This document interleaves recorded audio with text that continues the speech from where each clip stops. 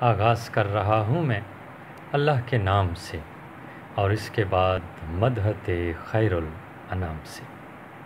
جماعت ناہم کے عزیز طلباء و طالبات، السلام علیکم۔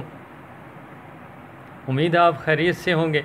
حصہ نثر سے حوالہ جات کا سلسلہ جاری ہے، اور آج جو سبق ہمارے سامنے ہے وہ پنچایت کے عنوان سے ہے، جو کہ منشی پریم چند کا لکھا ہوا ہے۔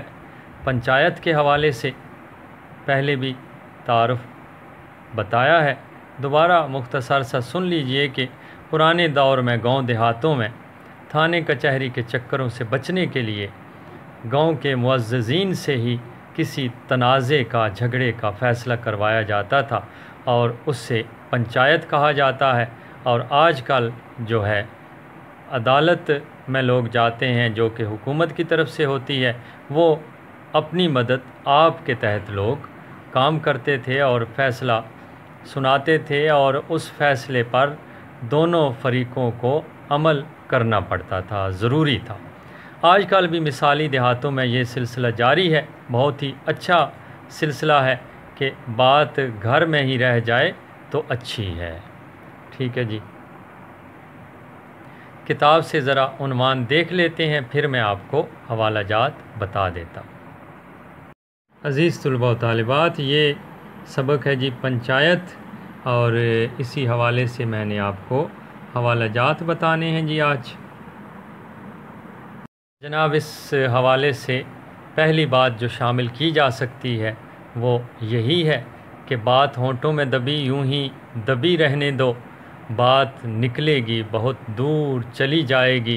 یعنی بات گھر کے اندر رہے تو بہتر ہے، اور اس معاملے کو پنچایت والے لوگ سلجھاتے تھے اور بات کو اپنے گھر سے باہر نہیں جانے دیتے تھے۔ یہ ایک بہت اچھی بات ہے اس معاملے میں۔ اور دو دوستوں کی کہانی ہے کہ جن کی بڑی گہری دوستی تھی۔ دوستی کے حوالے سے حضرت علی کرم اللہ وجہہ کا قول ہے کہ دو دلوں کے پاکیزہ تعلق کا نام دوستی ہے، اور بالکل ایسی دوستی تھی، ایک دوسرے پر اعتماد کرتے تھے۔ معاملہ آ پڑا تھا کہ ایک دوست جس کا نام شیخ جمن تھا، اس نے اپنی بوڑھی بیوہ خالہ کو اپنے گھر رکھا ہوا تھا، جس کے نام کچھ جائیداد تھی، اور پھر کیا ہوا، وہ دنیا داری میں کھو گیا اور سبز باغ دکھا کر وہ جائیداد اپنے نام کرا لی، اور جب اپنے نام کرا لی تو پھر خاطرداری میں بھی کمی ہونے لگی، تو وہ بیچاری پھر اپنے حقوق کے لیے دوڑتی ہے اور پنچایت بلاتی ہے۔ اور اس سلسلے میں کہ بے شک انسان کو وہی کچھ ملتا ہے جس کے لیے وہ کوشش کرتا ہے، یہ قرآن کی آیت کا ترجمہ ہے جی۔ اور اس کے علاوہ دنیا میں قتیل اس سا منافق نہیں کوئی، جو ظلم تو سہتا ہے بغاوت نہیں کرتا۔ اور لطف کی بات یہ کہ شیخ جمراتی کے مقابلے میں نہیں، شیخ جمن کے مقابلے میں اس کا دوست آ جاتا ہے جس کا نام الگو چودھری ہوتا ہے، اور شیخ جمن کو بھرپور یقین ہوتا ہے کہ وہ اس کے حق میں فیصلہ دے گا، لیکن وہ دنیا داری کی طرف نہیں جاتا، صحیح اصولوں کے تحت فیصلہ کرتا ہے۔ اور آج کل کیسا ہو رہا ہے کہ صحیح اصولوں کے مطابق نہیں فیصلہ کیا جاتا۔ ایک محاورہ ذہن میں آ گیا، لوگ تیل دیکھتے ہیں، تیل کی دھار دیکھتے ہیں۔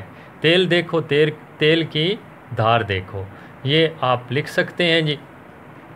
تو خالہ کے حق میں فیصلہ سناتا ہے الگو چودھری، اور پھر دونوں کی دوستی میں دراڑ پڑ جاتی ہے، دونوں کی دوستی ختم ہو جاتی ہے۔ اتفاق سے الگو کے ساتھ بھی کچھ عجیب قسم کا واقعہ آتا ہے، دو اچھے بیل لے کر آتا ہے، ایک مر جاتا ہے۔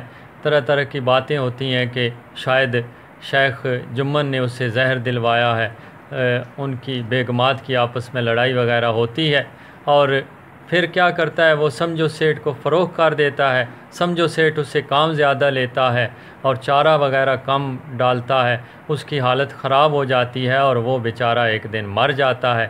ادھار کے طور پر بیچا تھا الگو چودھری نے، اب سمجھو سیٹھ کہتا ہے کہ مجھے مریل سا بیل دیا تھا، میں اس کی قیمت نہیں دوں گا۔ بات پنچایت تک پہنچتی ہے اور پنچایت کی کرسی پھر شیخ جمن کے پاس آتی ہے۔ اب اگر وہ بدلہ لینا چاہتا تو لے سکتا تھا، لیکن وہ بھی اسلام کے انصاف کے سنہری اصولوں کے مطابق فیصلہ سناتا ہے، اور پھر دوست آپس میں بالکل پہلے کی طرح گلے ملتے ہیں اور راضی ہو جاتے ہیں، خوش ہو جاتے ہیں۔ اس میں حوالہ جات جی، ایک تو بہترین انسان وہ ہے جس کے ہاتھ اور زبان سے دوسرے مسلمان محفوظ رہیں، اور دوسرا اپنے لیے تو سب جیتے ہیں، جیسا کہ شیخ جمن کی بات تھی، خود غرضی اس نے دکھائی۔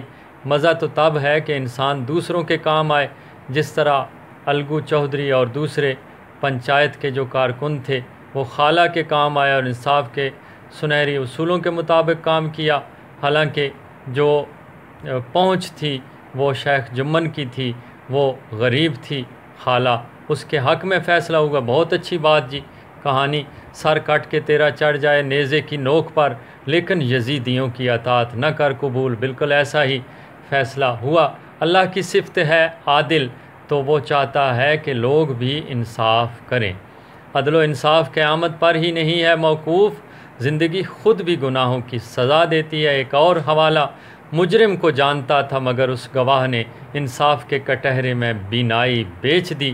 یہ ایک اور حوالہ ہے کہ اگر مجرم کو جانتے ہوئے بھی فیصلہ غلط کرے تو یہ ناانصافی ہوتی ہے۔